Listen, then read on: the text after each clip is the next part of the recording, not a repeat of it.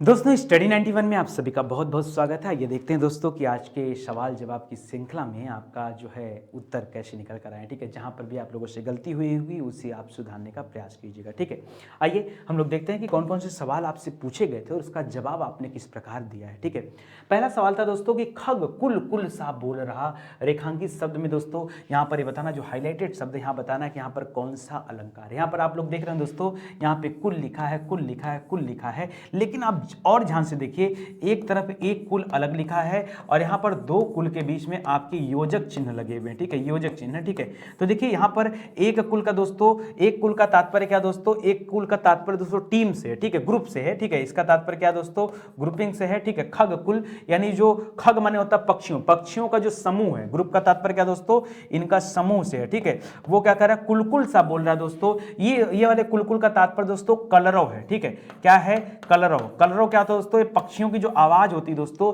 ये उसे कलरव कहा जाता है। तो यहां पर ये दोनों का अलग अलग मीनिंग है और जहां पर अलग अलग मीनिंग होता है वहां पर क्या होता है दोस्तों, यमक अलंकार होता है। क्या होता है, यमक अलंकार। मैंने आपको अनुप्रास अलंकार पे इतना ज्यादा क्वेश्चन करा दिया है कि आपसे गलती नहीं होगा। अब नंबर आ गया यमक अलंकार का। ठीक है, तो यमक अलंकार में याद रखेगा ये भी, काली घटा का घमंड घटा, वहां भी यमक अलंकार, कनक कनक सौगनी, वहां भी यमक अलंकार, तीन बेर खाती थी वह तीन बेर खाती, वहां भी यमक अलंकार। ठीक है, इन सभी में यमक अलंकार होता है, इसको आप ध्यान दीजिएगा। ठीक है, आगे बढ़िए। कह रहा काली घटा का घमंड घटा, तो एक घटा का तात्पर्य क्या दोस्तों, एक घटा का तात्पर्य यहां पर बादल है और दूसरी घटा का तात्पर्य दोस्तों क्या है, घटने से है, कम होने से। तो याद रखेगा यहां पर भी क्या आ जाएगा, यह आपका यमक अलंकार हो जाएगा। इतने बार पढ़ लिए कि दोबारा मुझे नहीं लगता है कि आपको कोई दिक्कत होगी। ठीक है, आगे देखिए, निम्नलिखित में से कौन सा मात्रिक छंद है। हाँ, ये अच्छा सवाल कर दिया कि निम्नलिखित में से कौन सा मात्रिक छंद है। अगर मैं यहां बात करूं दोस्तों दोहा की, मैं बात करूं चौपाई की, मैं बात करूं रोला की, तो दोस्तों ये जो तीनों दे रहा है ना, ये तीनों के तीनों क्या होते हैं दोस्तों, ये आपके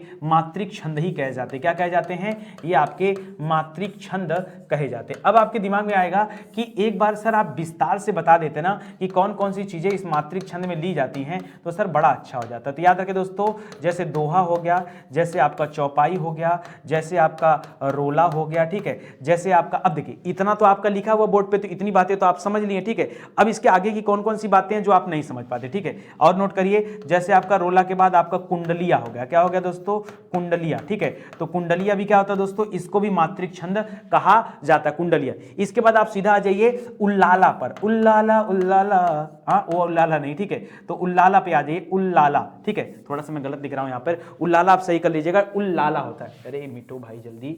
ठीक है, उल्लाला। ठीक है, उल्लाला, उल्लाला, उल्लाला। ठीक है, इसके बाद आ जाएगा दोस्तों आप हरिगीतिका पे, हरिगीतिका। जब हरिगीतिका आ गया दोस्तों, तो यहां पर गीतिका भी आ जाएगा। क्या आ जाएगा दोस्तों, गीतिका भी आ जाएगा। तो याद रखिएगा, गीतिका हो गया, हरिगीतिका हो गया, ये सभी किसका उदाहरण हो जाता है दोस्तों, ये सब इसमें आ जाएगा। ठीक है, बरवय हो गया, बरवय हो गया। ठीक है, बरवय, तो याद रखिएगा ये सभी आपके मात्रिक छंद में आ जाते हैं। यहां पर ये सभी हो जाएगा आपका उत्तर सही। ठीक है, आगे देखिए, मंगल भवन अमंगल हारी, द्रबहु सुदशरथ अजिर बिहारी। तो सुनिए ध्यान से, यहां पर दोनों कह रहा दोस्तों, यह किस प्रकार का छंद का प्रयोग दोस्तों यहां पर किया गया है, यह आपको बताना। ठीक है, तो याद रखें दोस्तों, ये चौपाई है, आपने पढ़ा होगा तो आप जानते होंगे चौपाई। और चौपाई में आपने क्या पढ़ा दोस्तों, मिलाइए। चौपाई में यहां मात्रा कितनी होती है, आपने पढ़ा चौपाई में 16 मात्राएं होती है। किसमें, चौपाई में आपने क्या पढ़ा दोस्तों, यहां पर मात्राओं की संख्या कितनी होती है, 16 होती है। एक बार गिनती करें, क्या देखिए, 2 2 4 5 6 7 7, एक सेकंड, 7 क्या हो गया, ठीक है, 2 2 4 5 6 7 8 9 10 11 12 13 14 15 16। ठीक है, 15 16 ये आपका हो गया। ये मंगल वाला जो शब्द है ना, इसमें डबल मात्रा रहेगा, बताया था ना आपको। तो याद रखिएगा, आप गिनती कर लीजिए। वैसे आपका यहाँ भी आ सकता है, द्रबहु सुदर्शक में देखिए, हम विशेष मिलाइए, 2 2 4 1 5, यहाँ छोटी मात्रा इसलिए 1 रहेगा, 5। ठीक है, 6 7 8 9 10 11 12 13 14। ठीक है, 13 14 15 16 15 16। ठीक है, 100 पे मत करिएगा। ठीक है, एक ही करिए। ठीक है, ये हो गया, ये हो गया और ये हो गया। ठीक है, ये ऐसे कर लीजिएगा। ठीक है, तो ये हो जाएगा दोस्तों। इस तरह से आपका समझ में आ रहा है, आपको आसान है, कठिन नहीं है। तो याद रखिएगा, जहां 16 मात्राएं होती हैं वहां क्या आ जाता है दोस्तों, याद रखिएगा चौपाई।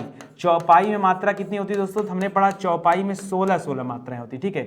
इसी तरह अगर मैं बात कर दूं दोहा की, तो दोहा में होता 13 11 13 11, ठीक है। ये 13 11 13 11 मात्राएं होती दोहा में। इसी तरह से दोस्तों याद रखिएगा 11 13 11 13, ये किस में होता है दोस्तों, दोहे का उल्टा होता है सोरठा। दोहे का उल्टा क्या होता है, सोरठा। तो इन चीजों को भी आप लगे हाथ क्या कर दिएगा, पढ़ते हुए चलिएगा ताकि गलती ना होने पाए, ठीक है।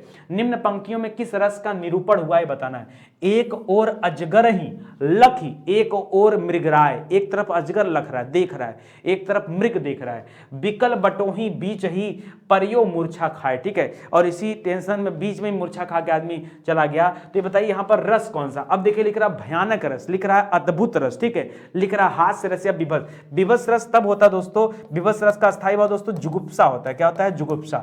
और याद रखेगा ये जहां पर विभत्स होता है वहां बात होती घृणा की, यहां तो घृणा जैसा कुछ है नहीं, यानी ये आपका नहीं होगा। हास्य दोस्तों यहां पर हास्य माने हंसना होता है, याद रखिएगा यहां पर ऐसा भी कुछ नहीं है, ठीक है। अद्भुत माने आश्चर्य होता है, तो यहां पर आश्चर्य जैसा कुछ नहीं है, लेकिन यहां पर भय लग रहा है क्योंकि यहां बात हो रही है मूर्छा की, ठीक है। मूर्छा खा जाए आदमी, तो यहां भय रखिएगा, याद रखिएगा, ठीक है। भय भयानक रस हो जाएगा यहां पर, ठीक है। तो यहां पर क्या हो जाएगा, ऑप्शन नंबर 1 आपका राइट आंसर हो जाएगा, ठीक है। निम्न में से कौन सा सुमेलित नहीं है, जो सुमेलित नहीं हो बताइए। शांत रस का अस्थायी भाव क्या होता है, निर्वेद सही है।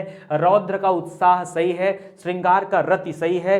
विभत्स का जुगुप्सा ये भी सही है। तो अब बताइए अगर ऐसा लिख दिया तो क्या हो जाएगा। याद रखें दोस्तों, ये उत्साह जो लिख रहा है यही तो गलत लिखा है। उत्साह रौद्र का नहीं होता है, उत्साह होता है वीर रस का स्थायी भाव। किसका होता है, वीर रस का। और अगर आप रौद्र की बात करेंगे, रौद्र की, तो रौद्र के लिए होता है क्रोध। क्या होता है दोस्तों, ये क्रोध होता है, तो क्रोध के लिए रौद्र, ठीक है। ऐसे याद रखेगा। यहां पर ये क्या हो गया, ऑप्शन नंबर 2 क्या हो गया, ये आपका गलत लिख रहा है। और पूछा क्या है, कौन सा सुमेलित नहीं है, तो बताइए कि हाँ यही सुमेलित नहीं है। सबकी एक सी दशा, ध्यान से पढ़िए, सबकी एक सी दशा है। प्रस्तुत वाक्यांश के लिए विकल्पों में कौन सी लोकोक्ति उचित है वो बताइए। उचित लोकोक्ति, ठीक है। अपनी पगड़ी अपने हाथ, नहीं, ये तो अपनी इज्जत अपने हाथ होती है, उसके लिए होता है। अपनी अपनी ढपली अपना अपना राग, घर की मटियाले चूल्हे हैं, अपनी अपने दहे को खट्टा कौन कहे। याद रखिए दोस्तों, सबकी एक सी दशा है, मतलब हर आदमी एक जैसे है। जैसे आप बोलते हैं ना, सब एक ही थाली के चट्टे बटे। जैसे नेताओं की बात होती है कि लो बीजेपी, ले कांग्रेस, ले सपा, ठीक है। तो जब देश की बात आती है लोग कहते हैं सब एक ही थाली के चट्टे बट्टे हैं, ठीक है।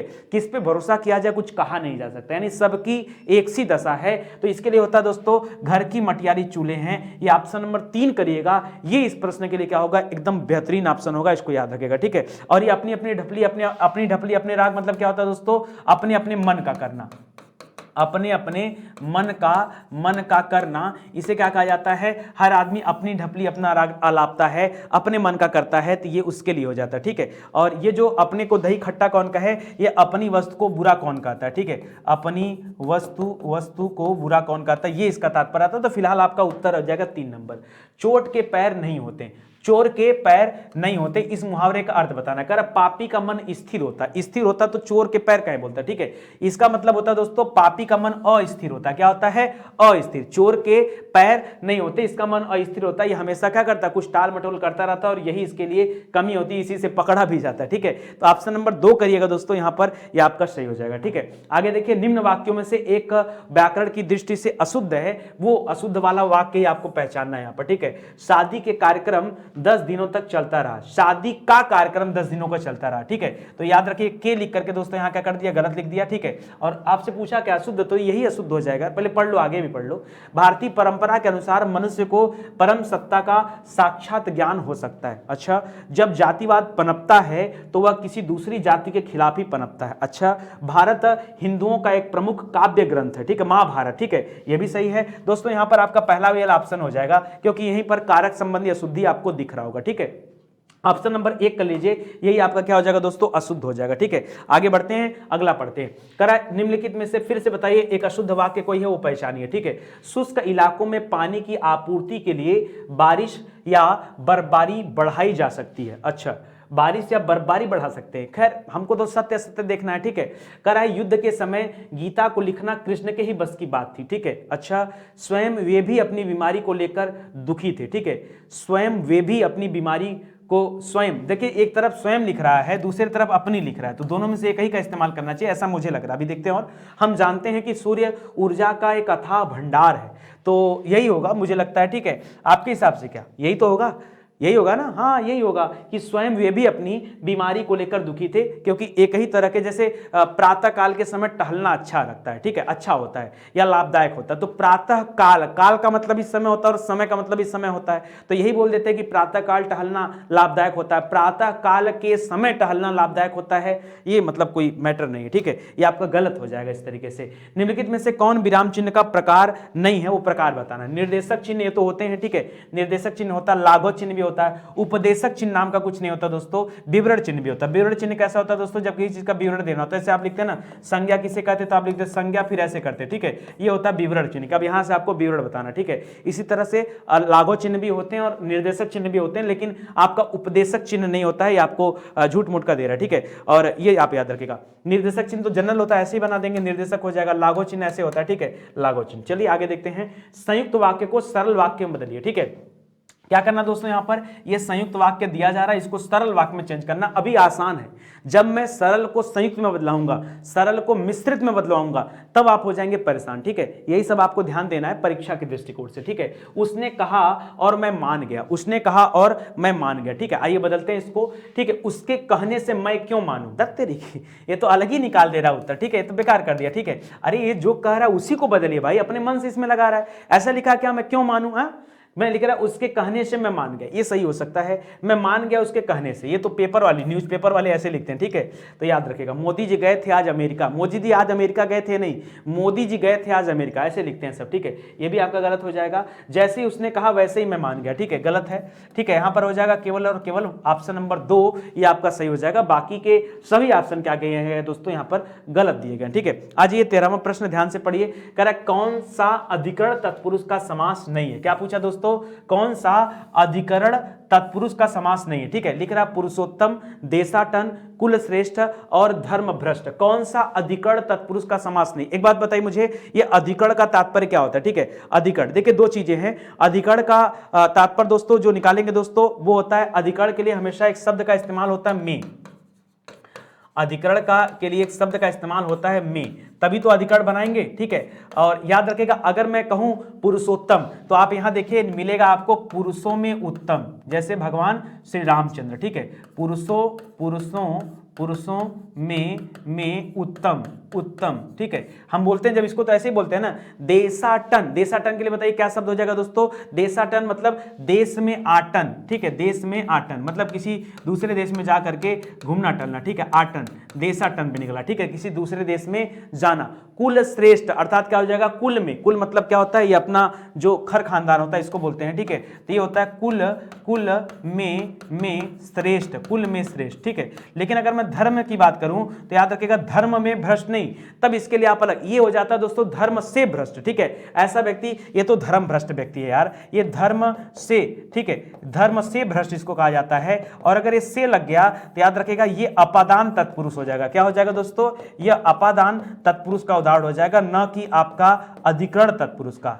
कठिन से कठिन सवाल बनता जा रहा है धीरे धीरे, हाँ अरे बनेगा, आपका परीक्षा आने तक में आप एक्सपर्ट हो जाएंगे, ठीक है, बहुत एक्सपर्ट हो जाएंगे, बस आप मजे से पढ़िए, ठीक है। आगे देखते हैं दोस्तों, ऑप्शन नंबर 4 जिन बच्चों ने किया होगा उनका जवाब सही है, बाकी लोगों का जवाब क्या हो जाएगा दोस्तों, यहां पर गलत दिया जा रहा है, ठीक है। चलिए आइए दोस्तों अगला सवाल करते हैं, निम्नलिखित में से कौन सा पद तत्पुरुष समास का उदाहरण है। ध्यान से पढ़िए, कौन सा पद तत्पुरुष समास का उदाहरण है ये आपको बताना, ठीक है, तत्पुरुष समास, ठीक है। नवरात्र, नवरात्र दोस्तों क्या हो जाएगा, यहां पर आपका आ जाएगा, समास पूछा है ना, नवरात्रि में 9 आ गया और 9 की वजह से क्या हो जाएगा, संख्यावाची हो जाएगा, और संख्यावाची की वजह से इसको कहेंगे द्विगु समास। अनुदिन में अनु से बहुत सारे शब्द बनते हैं, अनुदिन, अनुचर, अनुगमन, अनुकरण, अनुकरणीय। तो दोस्तों ये क्या हो जाएगा दोस्तों, यहां पर तो ये अव्ययी भाव समास का उदाहरण हो जाएगा। क्या हो जाएगा, अव्ययी भाव समास आ जाएगा, ठीक है। पदगत दोस्तों याद रखिएगा, पदगत ये आपका तत्पुरुष समास हो जाएगा यहां पर, ठीक है। और ये धर्माधर्म जो है दोस्तों, इसको आप संधि विच्छेद करके अलग करिए, धर्म धन अधर्म, ये अलग करिए तब मिलेगा आपको, ठीक है। धर्म धन अधर्म, यानी आप क्या करें दोस्तों, इसको अलग अलग निर्देशक चिन्ह लगा दिए, योजक चिन्ह लगा दिए, धर्म अधर्म, ठीक है, यानी धर्म और अधर्म, ठीक है। तो ये निकल कर आ गया दोस्तों, तो ये आपका क्या हो जाएगा, ये आपका हो जाएगा द्वंद्व समास। क्या हो जाएगा, द्वंद्व समास हो जाएगा, ठीक है। तो अब आपसे पूछा क्या था दोस्तों, पूछा था तत्पुरुष समास, तो बता दीजिए ऑप्शन नंबर 3 यहां पर क्या हो जाएगा, तत्पुरुष समास हो जाएगा। आ गया समझ में, कोई दिक्कत नहीं हुआ ना, आराम आराम से पढ़िए, सब आएगा ध्यान से, ठीक है। आगे पढ़िए, कह रहा मतैक्य में किस संधि का उदाहरण है, बताया तो, ठीक है। मत एक में क्या होता है दोस्तों, मत धन एक के हो जाता है, ठीक है, मत धन एक के हो जाता है, ठीक है। और जहां कहीं भी अगर ऊपर अगर आपका डबल मात्रा दिख जाए, ठीक है, तो समझ जाइएगा ए एक के लिखेगा, डबल मात्रा दिख जाए जैसे मत एक के, ये जो डबल मात्रा बन रहा है ना, ये याद रखेगा, कहीं पर भी अगर ये नजर आ जाए आपको, ये वाला नजर आ जाए, तो याद रखेगा इसी को क्या कहा जाता है, ये वृद्धि संधि, ठीक है। वृद्धि संधि में यही होता है, क्योंकि तभी तो वृद्धि हो गया, बूढ़ा हो गया, तरीका मैंने बताया, तो याद रखेगा यहां पर वृद्धि संधि।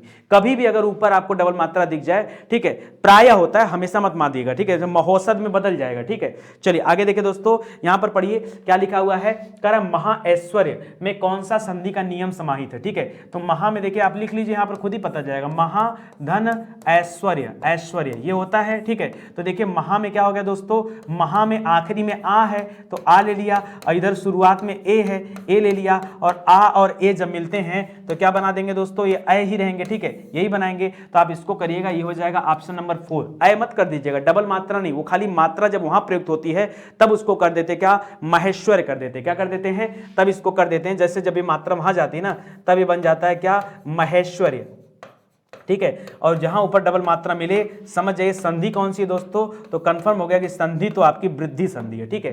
करा प्रत्यय रहित शब्द बताइए, प्रत्यय रहित शब्द कौन सा दोस्तों, जहां पर प्रत्यय नहीं है। याद रखेगा दो बातें होती, या तो परीक्षा में उपसर्ग पूछता है या तो प्रत्यय पूछता है, हो सकता है दोनों भी पूछते। जो उपसर्ग होता है दोस्तों, ये हमेशा क्या लगता है, शब्द के प्रारंभ में लगता है, कहां लगता है दोस्तों, ये हमेशा प्रारंभ में लगता है। और जो प्रत्यय होता है दोस्तों, ये हमेशा किसी शब्द के अंत में लगता है, ठीक है, ये खासियत होती है, ठीक है। तो याद रखिएगा शब्द के अंत में लगता है, ठीक है। अब देखिए लिखा मर्मज्ञ, ठीक है, वैज्ञानिक में इक प्रत्यय, मर्मज्ञ में ग प्रत्यय, कृपालु में आलू प्रत्यय, अनुवाद में याद रखेगा, अनुवाद में याद रखेगा यहां पर अनु क्या है, ये उपसर्ग है, अनु उपसर्ग है, यहां पर प्रत्यय है ही नहीं, ठीक है, यहां पे उपसर्ग वाला प्रयोग कर दिया। और आपसे पूछा है प्रत्यय रहित कौन सा है, जिसमें प्रत्यय नहीं है, वो आपको बताना था, ठीक है। तो याद रखेगा दोस्तों, इस प्रकार से आपका ये हो जाएगा, ठीक है। तो ध्यान दीजिएगा, ये आपका सही हो जाएगा, ओके, कोई दिक्कत। चलिए आगे बढ़ते हैं दोस्तों, अगला सवाल करते हैं, ठीक है।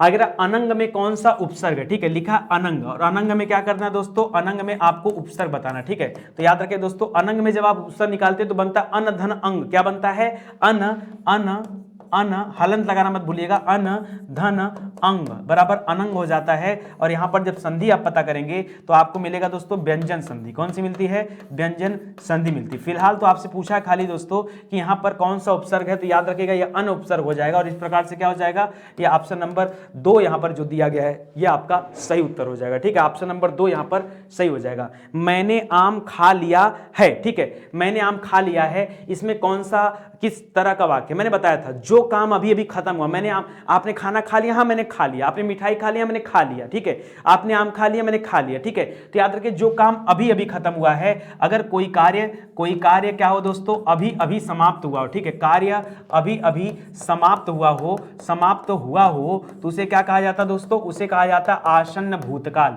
और मैंने अभी अभी आम खा लिया, तो याद रखेगा यहां पर क्या हो जाएगा, आसन्न भूतकाल हो जाएगा। इस प्रकार से इस प्रश्न के लिए पहला उत्तर वाला क्या हो जाएगा, सही हो जाएगा, ठीक है। तो ये आप याद रखिएगा, पूर्ण भूतकाल तब होता जैसे आपसे पूछता दोस्तों मैं आम खा चुका हूं, ठीक है, खा चुका हूं मतलब खा लिया था, ठीक है, तब हो जाता दोस्तों पूर्ण भूतकाल होता, अन्यथा नहीं। यहां पे तो फिलहाल क्या हो जाएगा, मैंने आम खा लिया है, ये अभी अभी खाया इसलिए ऐसा हो रहा है, ठीक है। मैं आम खा रहा था, मैं आम खा रहा था, तो यहां खा रहा था, अभी खा ही रहा था, खत्म तो हुआ नहीं आम, तब वहां पे आता अपूर्ण भूतकाल, ठीक है। अगर तुम कहते तो मैं आम जरूर खाता, तब क्या हो जाता हेतु मत भूतकाल, ठीक है। आगे देखिए, निम्नलिखित प्रश्न में 4 विकल्पों में से उस विकल्प का चयन करें जो क्रिया के भेद वाला सही विकल्प है, जो क्रिया के भेद वाला। कल दोस्तों हम लोगों ने पढ़ा था नाम धातु क्रिया, ठीक है, और नाम धातु क्रिया में मैंने आपको बताया था कैसे लाठी धन मारना बराबर लाठी मारना, ठीक है, लाठी मारना, ठीक है, लाठी मारना, ठीक है, तो ये बताया था दोस्तों, ठीक है। ये तो आपका नाम धातु बताया था कि इसके अंतर्गत आता नहीं है, ठीक है, याद रखिएगा क्रिया के भेद के अंतर्गत, ये क्रिया के भेद के अंतर्गत नहीं आता है, ठीक है, ये हमने पढ़ा था। आज पूछा है कि आता क्या है, तो याद रखें दोस्तों यहां पर आता है द्विकर्मक क्रिया, क्या आता है दोस्तों, द्विकर्मक क्रिया आता है, ठीक है, द्विकर्मक क्रिया ये आपका क्रिया के भेद के अंतर्गत आता है, ठीक है, इसको याद रखेगा। और वैसे कृदंत देखेंगे तो रूपांतर के आधार पर दोस्तों ये जो कृदंत होते हैं 2 प्रकार के होते हैं, आपने कृदंत के बारे में पढ़ा होगा, विकारी और अविकारी, ठीक है, तो देखेंगे, ठीक है। अच्छा, नाम धातु में और भी बना सकते हैं, जैसे बात से हमने बना दिया, नाम धातु से बात से एक शब्द बना दिया दोस्तों बतियाना, ठीक है, क्या बता दिया, बतियाना। तो ये भी दोस्तों नाम धातु के अंतर्गत रखा जाता है, किसके अंतर्गत, ये नाम धातु के अंतर्गत रखा जाता है, ठीक है, तो ये भी याद रखेगा। ऐसे ही दोस्तों मैंने प्रार्थक क्रिया भी बताया था, जैसे प्रार्थक क्रिया की बात करूं अगर यहां पे मैं, तो एक बताया था मैंने उठना, मैंने एक प्रार्थक क्रिया आपको बताया, मान लीजिए उठना, ठीक है, तो उठना से प्रथम उठना आपका क्रिया था, ठीक है, ये आपका क्रिया था, और इसके बाद हमने प्रथम प्रार्थक क्रिया बनाया, प्रथम प्रार्थक क्रिया बनाया, इसका यहां बना दिया दोस्तों उठाना, उठना से क्या हो गया, उठाना, और द्वितीय प्रार्थक क्रिया से हमने क्या कर दिया, उठवाना, उठवाना, तो ये भी बनाया था, ठीक है। ऐसे ही बात से बतियाना, ठीक है, तो याद रखिए नाम धातु के अंतर्गत आता है। खैर अलग चीजें आप यहां याद रखेगा, फिलहाल द्विकर्मक क्रिया, ये क्रिया के भेद वाला सही अर्थ है, इसको आप ध्यान दीजिएगा, ठीक है। चलिए आगे बढ़ते हैं दोस्तों, अगला पढ़ते हैं। निम्नलिखित शब्दों में जो शब्द विशेषण नहीं है उसका उल्लेख कीजिए। कौन सा विशेषण नहीं, विशेषण होता क्या है, आपने पढ़ा विशेषण शब्द वे होते हैं जो संज्ञा या सर्वनाम की विशेषता बताएं, जो संज्ञा या सर्वनाम की क्या करें दोस्तों, विशेषता बताए, विशेषता बताए, उसे क्या कहा जाता है, उसे कहा जाता है विशेषण शब्द, ठीक है। तो विशेषता कौन बता रहा है, अब देखिए लिख रहा है दोस्तों सज्जन, तो सज्जन से सज्जनता ये विशेषता हो जाएगा, दुर्जन से दुर्जनता ये भी विशेषता हो जाएगा, सुकुमार ये भी विशेषता के अंतर्गत आ जाएगा। मानस नहीं है, याद रखिए जो शब्द मानस दिया दोस्तों, यहां पर मानस शब्द यहां पे अलग हो जाएगा, क्योंकि बाकी सब तो विशेषण है, लेकिन मानस शब्द क्या है दोस्तों, मानस शब्द जो है ये विशेष है, क्यों, जिसकी विशेषता बताई जाती है वो विशेष कहलाता है, और यहां पर मानस की विशेषता बताई जाती है, मानस अर्थात मनुष्य की, तो ये आपका क्या हो जाएगा, विशेष हो जाएगा, ठीक है, याद रखिएगा, ठीक है। और ये मानस से अगर विशेषण बनाएंगे तो क्या बन सकता था, मानसिक बन सकता था, मानसिक करते तब ये क्या कहलाता दोस्तों, विशेषण कहलाता, अन्यथा नहीं, ठीक है। तो ऑप्शन नंबर 4 याद रखिएगा। निम्नलिखित प्रश्न में 4 विकल्पों में से उस विकल्प का चयन करें जो सर्वनाम के भेद का सही विकल्प है, ठीक है, सही विकल्प है, ठीक है। अच्छा पूछा इस वाक्य के आधार पर, जिसको हमने बुलाया था वह आया है, ठीक है, जिसको हमने बुलाया था, तो भाई संबंध बता रहा है कि जिसको हमने बुलाया था वह आया है, तो ये संबंध बता रहा है दोस्तों, याद रखेगा यहां पर क्या हो जाएगा, संबंधवाचक हो जाएगा, ठीक है। वैसे अगर देखेंगे निजवाचक, निश्चयवाचक, उत्तम पुरुष दोस्तों, ये सर्वनाम का कोई भेद नहीं होता, सर्वनाम के 6 भेद होते हैं, ठीक है, जिसमें आपका संबंधवाचक भी आता है, निश्चयवाचक आता है, अनिश्चयवाचक आता है, पुरुषवाचक आता है, निजवाचक आता है और प्रश्नवाचक आता है, ठीक है, तो ये सभी आते हैं। फिर से एक बार बता दे रहा हूं, याद रखेगा, एक निजवाचक होता है, एक पुरुषवाचक होता है, ठीक है, एक निजवाचक होता है, एक पुरुषवाचक होता है, एक निश्चयवाचक होता है, एक अनिश्चयवाचक होता है, अनिश्चयवाचक होता है, अनिश्चयवाचक होता है, एक आपका दोस्तों 5वें नंबर पे एक संबंधवाचक होता है, संबंधवाचक होता है, और 6ठे नंबर पे याद रखेगा, 6ठे नंबर पे एक प्रश्नवाचक होता है, ठीक है। तो ये संज्ञा सर्वनाम के 6 भेद होते हैं, संज्ञा किसी प्रकार से 5 भेद होते हैं, ठीक है, और सर्वनाम के 6 भेद, तो यहां पर ये संबंधवाचक हो जाएगा दोस्तों, आपका सही उत्तर, ठीक है। आगे पढ़िए, करा कि कर्ण कारक किस वाक्य में, कर्ता ने, देखिए अगर आप देखेंगे यहां पर कारक, तो कारक दोस्तों कितने होते हैं, कुल कारकों की संख्या होती है 8, ठीक है। इस कारक में जो नंबर 1 पे आता है वो आता है कर्ता, कर्ता कारक के लिए दोस्तों यहां पर विभक्ति क्या मतलब चिन्ह क्या होता है, नो, कर्ता ने, ठीक है। दूसरी तरफ याद रखेगा कर्ता ने कर्ण से, ठीक है, याद रखेगा एक कर्ण के लिए से होता है, आप देखिएगा जैसे राम को फल दो, तो यहां पर को हो जाएगा दोस्तों, ये होगा नहीं कर्ण से, वह कलम से लिखता है, ये आपका सही हो सकता है, राम की पुस्तक गलत, वृक्ष से पत्ते गिरते हैं, ये से दोस्तों अलगाव को दिखाता है, ये से अलगाव को दिखाता है, इसलिए यहां पर अपादान कारक हो जाएगा, क्या हो जाएगा, अपादान कारक हो जाएगा, ठीक है। और आपसे परीक्षा में क्या पूछा है, आपसे पूछा कर्ण कारक, तो आपका हो जाएगा ऑप्शन नंबर 2, ये आपका सही हो जाएगा कि वह कलम से लिखता है, वह गाड़ी से जाता है, ठीक है, तो याद रखिएगा वह मोबाइल से बात करता है, ये सब हो जाता है यहां पर, ठीक है। कर्म मध्यम पुरुष में, बड़ी ध्यान से, मध्यम पुरुष में तू का सही बहुवचन क्या होगा, ठीक है। तो अगर आप जानते होंगे उत्तम पुरुष, मध्यम पुरुष और निम्न पुरुष, 3 तरह के अन्य पुरुष, ठीक है, निम्न नहीं अन्य पुरुष, अन्य पुरुष मध्यम पुरुष और उत्तम पुरुष होते हैं। यहां पर याद रखेगा तू से बन जाएगा तुम लोग, ठीक है, तू से क्या बन सकता है, अगर बहुवचन बनाना है तो तू से क्या बन जाएगा, तुम लोग बन जाएगा, इसको याद रखेगा, ठीक है, तू से तुम लोग बन जाएगा। आगे बढ़िए दोस्तों, आगे बढ़िए, क्या लिखा, निम्नलिखित में से स्त्रीलिंग शब्द है, ठीक है, स्त्रीलिंग शब्द कौन कौन सा दोस्तों, द्विज की बात करें तो द्विज कहा जाता है चंद्रमा को, द्विज कहा जाता है दोस्तों पंडित को, द्विज कहा जाता है दोस्तों दांत को, ठीक है, ये सब याद रखेगा है। और ये जो द्विज होता है दोस्तों, ये आपका पुलिंग होता क्या है, ये आपका पुलिंग होता है। युगावतार दोस्तों ये भी पुलिंग होगा, और शिष्टाचार भी क्या होता है, ये भी पुलिंग होता है। यहाँ तृष्णा याद रखेगा, तृष्णा यानी घृणा, ये आपका स्त्रीलिंग हो जाएगा, ठीक है। तृष्णा जो शब्द है दोस्तों, ये आपका स्त्रीलिंग हो जाएगा, बाकी के जो नीचे दिए गए दोस्तों ये आपके पुलिंग के अंतर्गत आ जाएंगे, ठीक है। निम्नलिखित में से कौन सा शब्द अन्य शब्दों से अलग है, ठीक है, अन्य शब्दों से अलग कौन सा, जैसे लिखा वारी। वारी का तात्पर्य क्या होता है दोस्तों, वारी जो होता है ये पर्यायवाची होता है जल का, ठीक है। और जल को नीर भी कहा जाता है, जल को तोय भी कहा जाता है, जल को अम्बु भी कहा जाता है, ठीक है। जल को ये सारे नाम जो जल के हैं, ठीक है। तो इसी तरह याद रखिएगा जल को सलील भी कहा जाता है, जल को सारंग भी कहा जाता है, सलील कहा जाता है, सारंग कहा जाता है, ठीक है। तो ये सब होता है, ठीक है। यहाँ पर वात याद रखिएगा, वात नहीं होगा, ठीक है। ये वात नहीं होगा, ये आपका गलत दे रहा है। वात माने होता है हवा। वात माने क्या होता है दोस्तों, अगर पूछे कि वात किसका पर्यायवाची है तो वात किसका पर्यायवाची दोस्तों, याद रखिएगा वात का तात्पर्य होता है हवा। हवा होता है, हवा को याद रखिएगा वायु कहा जाता है, हवा को पवन कहा जाता है, हवा को मारुत कहा जाता है, ठीक है। हवा को अनिल कहा जाता है, ठीक है। ये सब जो होते याद रखिएगा ये हवा के पर्यायवाची होते हैं, ठीक है। तो इसको भी याद रखिएगा, ठीक है। चलिए आगे बढ़ते हैं दोस्तों, अगला सवाल देखते हैं, ठीक है। करा इति और इति का अर्थ क्या होगा, ठीक है। तो इति और इति में देखिए मात्रा का अंतर दोस्तों, एक ई में ये वाला है, एक बड़ी ई लिखा हुआ है, ठीक है। इति और इति, तो इस वाले इति को तो क्या बोलते हैं, जैसे लोग बोलते हैं ना इति सिद्धम, जैसे आप लिखा है इत्यादि, तो वो वाली इति दोस्तों ये समाप्ति को बताता है। क्या बताता है, समाप्ति को बताता है। और ये वाली इति दोस्तों ये आपदा को कहा जाता है, ठीक है। आपदा को कहा जाता है, तो यहां समझिएगा ये आपका समाप्ति हो गई, आपका आपदा हो गया। आप देख लीजिए आपका ऑप्शन नंबर 1 यहां पर क्या हो जाएगा, सही हो जाएगा। इति और इति का अर्थ क्या दोस्तों, ये आप समझिए, ठीक है। तो यहां पर हो जाएगा समरूप भिन्नार्थक के अंतर्गत आते हैं, ठीक है। चलिए आगे बढ़ते हैं दोस्तों, अगला पढ़ लेते हैं। निम्नलिखित में से कौन सा शब्द भेद शब्द का अर्थ दोस्तों नहीं है, भेद शब्द का अर्थ नहीं है, ठीक है। आइए देखते हैं। भेद दोस्तों कहा जाता है, भेद कहा जाता है फूट को, ये तो सही है। भेद कहा जाता है दोस्तों किसी तरह के रहस्य को, ये भी लोग कहते हैं घर की भेदी लंका ढाए, ठीक है। अब भेद कहा जाता है भेदन यानी छेदन को, लेकिन भेद का तात्पर्य यहां पर दर नहीं होता है। ये जो दर लिख रहा है दोस्तों ये आपका क्या हो जाएगा, गलत हो जाएगा, याद रखिएगा, ठीक है। ये उसके अनकार्थी में नहीं होता है। बाकी जो दे रहा है दोस्तों ये आपका क्या हो जाएगा, सही हो जाएगा, ठीक है। आगे बढ़िए। करा आधी रात के समय को क्या कहा जाता है, ठीक है। आधी रात के समय को चलिए बताते हैं, ठीक है। सरवरी, विभावरी, निशा और निशितते। निशितते शब्द नहीं होता दोस्तों, हमको लगता है मिसप्रिंट हो गया है। निशित, निशित शब्द होता है। और निशित माने क्या होता है दोस्तों, निशित कहा जाता है ये आधी रात के समय को, ठीक है।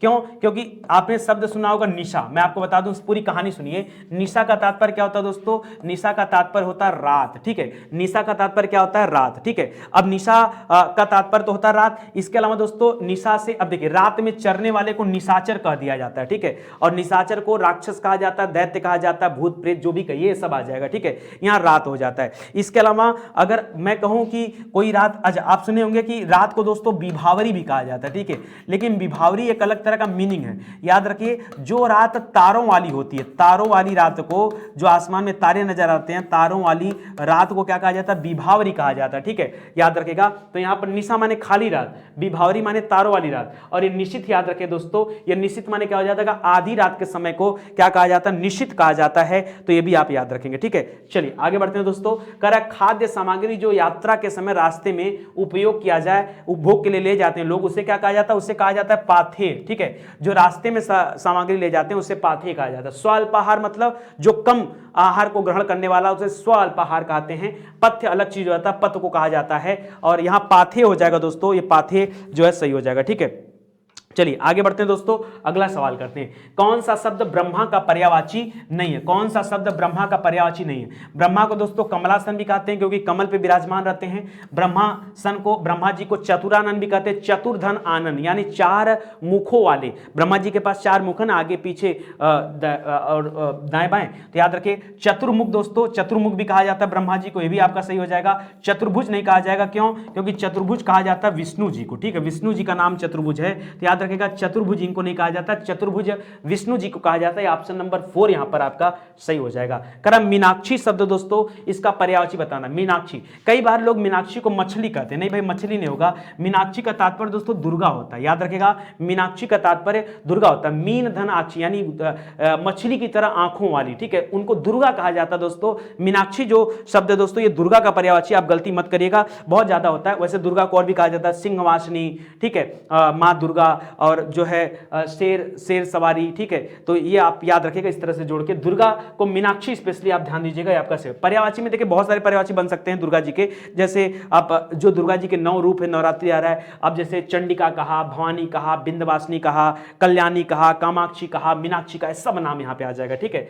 करा विलोम शब्द कौन सा त्रुटिपूर्ण है, गलत है। अपेक्षा का उपेक्षा, अग्रज का अनुज, उन्नत का दोस्तों अवगत नहीं होता है, उन्नत का विलोम क्या होता है, उन्नत का विलोम अवनत होता है। क्या होता है दोस्तों, उन्नत का अवनत होता है, ठीक है। और अगर लिखता ना उन्नति, उन्नति लिखता तो उन्नति का क्या होता है, उन्नति का अवनति होता है। क्या होता है, उन्नति का अवनति होता है, ठीक है। तो याद रखिएगा दोस्तों, अवगत लिख के गलत कर दिया, ठीक है। आदान प्रदान, तो यहां पर आप ऑप्शन नंबर 3 कर लीजिए दोस्तों, ये सीधा सीधा यहां पे क्या हो गया, गलत हो गया, ठीक है। आगे बढ़िए, निम्नलिखित शब्दों में से तद्भव शब्द को पहचानिए। नासिका माने नाक होता है, ठीक है। नासिका शब्द दोस्तों ये आपका तत्सम शब्द है, और नाक जो है दोस्तों ये आपका तद्भव शब्द है, ठीक है। ग्रीष्म दोस्तों, ग्रीष्म माने गर्मी होता है, ठीक है। तो ये दोस्तों याद रखिएगा आपका तद्भव हो जाएगा। लक्ष्मी आपका तत्सम शब्द है। बच्चा याद रखे दोस्तों, ये आपका तद्भव शब्द क्या है, इसमें से जो तद्भव पूछा है आपका बच्चा हो जाएगा, ठीक है। बच्चा आपका क्या हो जाएगा, तद्भव शब्द हो जाएगा, ठीक है। चलिए इसको याद रखिएगा। बच्चा, अब कहेंगे अगर बच्चा तद्भव शब्द होता है तो आपके मन में ये भी तो आ गया होगा कि सर इसका तत्सम क्या होगा। तो याद रखिएगा, अगर इसका तत्सम पूछे ना तो बताएगा वत्स। क्या शब्द होता है दोस्तों, यहां पर जो शब्द होता है होता है वत्स। क्या होता है, वत्स। वत्स शब्द क्या होता है दोस्तों, ये आपका जो है तत्सम शब्द होता है, और बच्चा इसका क्या हो जाएगा, ये आपका तद्भव शब्द आ जाता है। कर तद्भव शब्द कौन सा है, ये पहचानिए, ठीक है।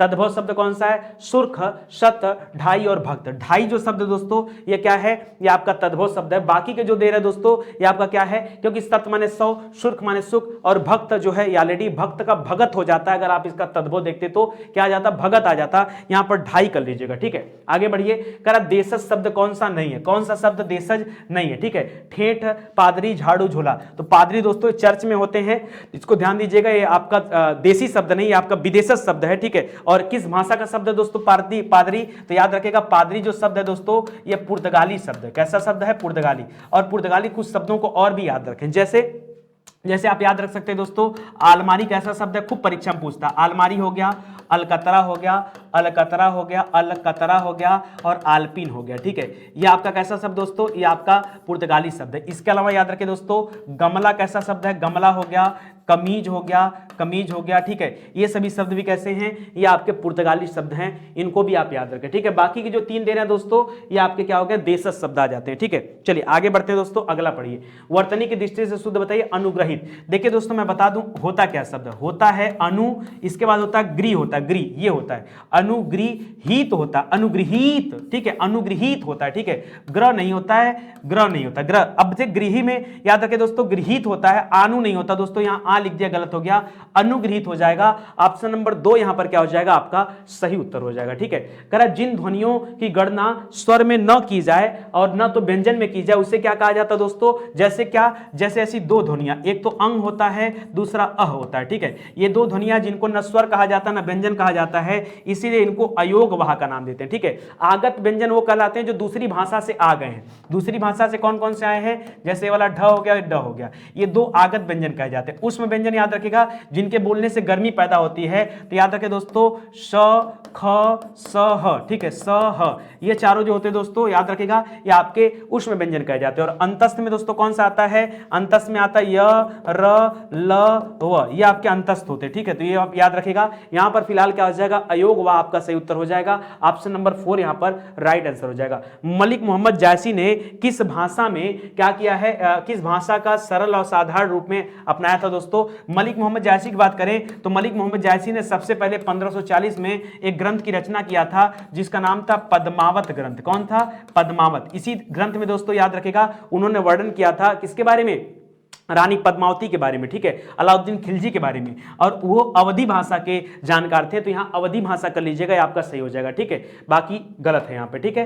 कि सिंधी भाषा का संबंध दोस्तों किससे है, सिर्फ ये बताना है सिंधी भाषा का संबंध किससे, ठीक है। तो सिंधी भाषा का जो संबंध दोस्तों ये आपके ब्रांचड़ से, किससे है, ब्रांचड़ से, ठीक है। इसी तरह से हिंदी भाषा का संबंध पूछता तो क्या बताते, हिंदी भाषा की उत्पत्ति दोस्तों ये सौरसेनी से हुई है, ये आप याद रखिएगा। और सिंधी भाषा की उत्पत्ति किससे हुई है, ये ब्रांचड़ से हुई है। तो ब्रांचड़ यहाँ पे क्या हो जाएगा, आपका सही हो जाएगा। पैसाची की बात करें दोस्तों, पैसाची की बात करें तो जब कभी पंजाबी पूछेगा ना, पंजाबी भाषा या लहदा पूछेगा तो याद रखिएगा तब वहां पे बताएगा क्या क्या, पंजाबी और लहदा अगर पूछेगा तो बताएगा दोस्तों ये कहां से आए हैं, ये आपके पैसाची से निकल कर आए हैं, ठीक है। और कभी अगर हिंदी पूछेगा, राजस्थानी पूछेगा, ये सब पूछे तब बताएगा ये आपके इससे आएगा। मगही पूछेगा दोस्तों तो ये जो बिहारी बोली है, बिहारी, ठीक है, ये आपका यहां से आ जाएगा, मगही या मागधी, ठीक है। तो आप इसको जोड़ के चलिएगा, ठीक है। तो यहां पर क्या हो जाएगा दोस्तों, ये ऑप्शन नंबर 2 हो जाएगा, ये आपका सही उत्तर। ठीक है, तो इसी के साथ दोस्तों आज का ये सेशन समाप्त होता है। इसके बाद दोस्तों हम लोग चर्चा करेंगे आगे और भी विषयों की। ठीक है, तो चलिए आज की क्लास यही समाप्त होती है, मिलते हैं अगले लेक्चर में, तब तक के लिए धन्यवाद।